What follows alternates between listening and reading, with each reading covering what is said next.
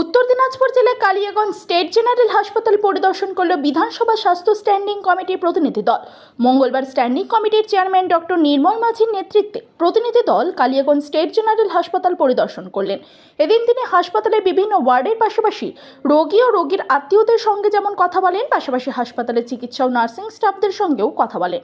হাসপাতালের বহির্বিভাগ খতিয়ে দেখেন, পাশাপাশি 250 বেড শয্যা বিশিষ্ট হাসপাতালের নতুন ভবনের নির্মাণ কাজ পরিদর্শন করেন। এদিনের পরিদর্শন উপস্থিত ছিলেন কালিয়াগঞ্জের বিধায়ক সৌমেন রায়, জেলার মুখ্য স্বাস্থ্য আধিকারিক ডক্টর মুরারি মোহন মণ্ডল, হাসপাতাল সুপার ডক্টর রামনিবাস সাহা, পঞ্চায়েত সমিতির সভাপতি হিরণময় সরকার সহ স্বাস্থ্য দফতরের আধিকারিকেরা।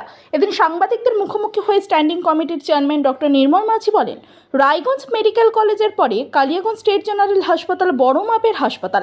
এই হাসপাতাল এখন 60 বেডের হলেও রাজ্য সরকারের উদ্যোগে 250 বেডের হাসপাতালের নির্মাণ কাজ চলছে। এখন বেড সংখ্যা কম থাকায় সমস্যা হচ্ছে নতুন হাসপাতাল নির্মাণ হয়ে গেলে কোনো সমস্যাই আর হবে না। হাসপাতালের ব্লাড ব্যাংক, ইউএসজি, উন্নত মানের শৌচাগার, বিশুদ্ধ পানীয় জলের পরিষেবা সহ স্বাস্থ্য ব্যবস্থার উন্নয়ন হবে। আর গরিব মানুষদের আর বাইরে কিংবা নার্সিং হোমে ছুটতে হবে না। এ বিষয়ে ডক্টর নির্মল মাঝি কি বলছেন শুনবো।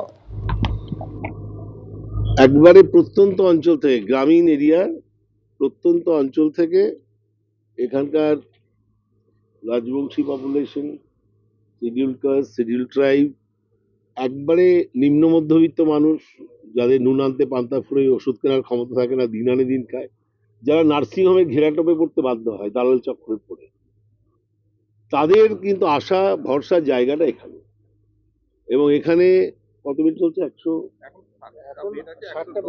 160টা বেড রয়েছে, কিন্তু এখানে প্রায় ওভারক্রাউডেড আমরা দেখে এলাম। উপচে পড়ছে ভিড়, একই বেডে 2-3টে পেশেন্ট। এবং এখানকার মানুষের দাবি অনুযায়ী, এবং বিধায়ক তো আসেননি, আমাদের এখানে 250 বেডের এটা উন্নীত হচ্ছে। এবং পরিমার্জন, পরিকাঠামোগত উন্নয়ন যাতে ঠিকভাবে হয় তার জন্য আমরা আমাদের মুখ্যমন্ত্রীর কাছে আমাদের রিপোর্টটা রাখবো।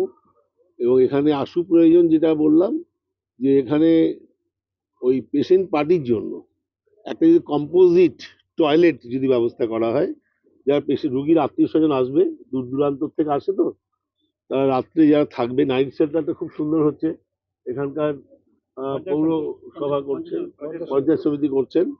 এবং তারই সঙ্গে যদি দুটো কম্পোজিট টয়লেট, মেল ফিমেল, ভালো করে পরিষ্কার পরিচ্ছন্ন, আর দুটো ATM water, safe drinking water, এবং যদি এখানে প্রপার ইলুমিনেশনের জন্য লাইট, হাই মাস্ক লাইট যদি গোটা চারেক করা হয়, মানে ওই 6টা বা 8টা লাইট থাকে না, পুরো এলাকাটা আলোর, তাহলে অন্ধকারের মধ্যে সমাজ বিরোধী কাজকর্ম হয়।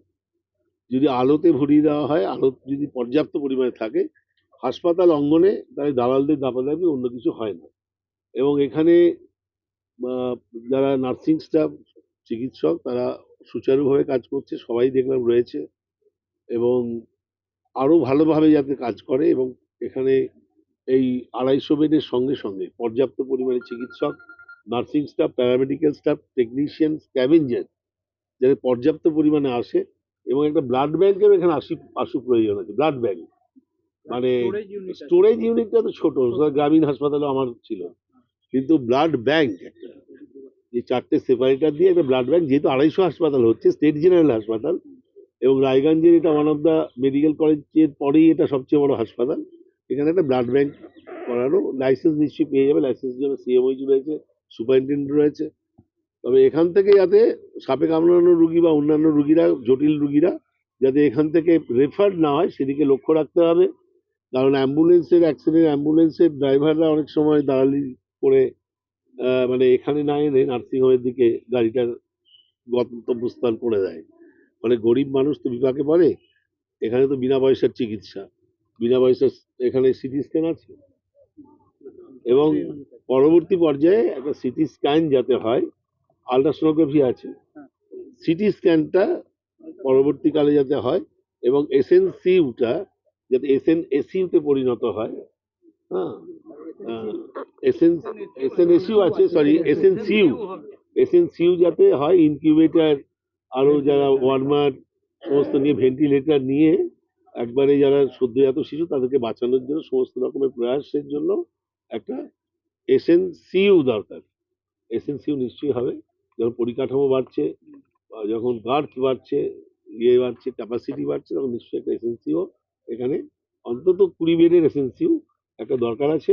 আইটিইউ আছে এখানে, এখানে একটা অন্তত 10 বেডের, 10টা ভেন্টিলেটর, 10টা কার্ডিয়াক মনিটর দিয়ে একটা ইন্টেন্সিভ থেরাপিউটিক ইউনিট আইটিইউ, একবারে মৃত্যু পথযাত্রী মুমূর্ষু রোগী গোল্ডেন আওয়ারের মধ্যে যাতে চিকিৎসাটা এখানে সম্পূর্ণ হয়, যাতে তার মধ্যে এখানে রাস্তায় পথ চলতে যেতে যেতে অ্যাম্বুলেন্সের মধ্যে যাতে না মারা যায়, এবং তার মধ্যে ফ্যাটাল স্ট্রিট অ্যাক্সিডেন্ট আছে, একবার যুবক একবার হেলমেটবিহীন অবস্থায় আসছে, হেড অন কলেজের অ্যাক্সিডেন্ট, বা কোনো দুরূহ খুব জরুরি পেশেন্ট, সেই পেশেন্টকে বাঁচানোর জন্য অন্ততপক্ষে 10 বেডের একটা আইটিইউ খুবই দরকার, সঙ্গে 10টা ভেন্টিলেটর, 10টা কার্ডিয়াক মনিটর এবং অক্সিজেন পাইপলাইন সহ এখানে ব্যবস্থা রাখা। আমরা এই ব্যাপারে আমরা স্বাস্থ্য দপ্তর থেকে, আমাদের স্ট্যান্ডিং কমিটি হেলথ থেকে আমরা মুখ্যমন্ত্রীর কাছে এবং বিধানসভা স্পিকারের কাছে আমরা এটা স্যার স্যার বলছি যে প্রথম কথা কালিয়াগঞ্জ হসপিটালে পোর্টেবল আছে, পোর্টেবল ইউজে আছে, পোর্টেবল পোর্টেবল একই এই ব্যাপার। জায়গায় দাঁড়িয়ে আরেকটা যেটা প্রবলেম সেটা হচ্ছে এক্সরে মেশিন মান্দাতার আমল, এটা দীর্ঘদিন ধরে আমরা আমরা শুনেছি, আমাকে এমএলএও বলেছেন, এখানকার স্থানীয় মানুষও বলেছে, আমরা একটা ডিজিটাল এক্সরের ব্যাপারে বলছি। সাহেব আরেকটা বিষয় হচ্ছে যে রাত্রিবেলা পরিষেবা নিতে সাধারণ যারা রোগীরা আছে তাদেরকে নাজেহালের মধ্যে পড়তে হয়। কাজের মধ্যে পড়তে হবে না বলেই তো হাসপাতালের পরিসরটা বাড়ছে।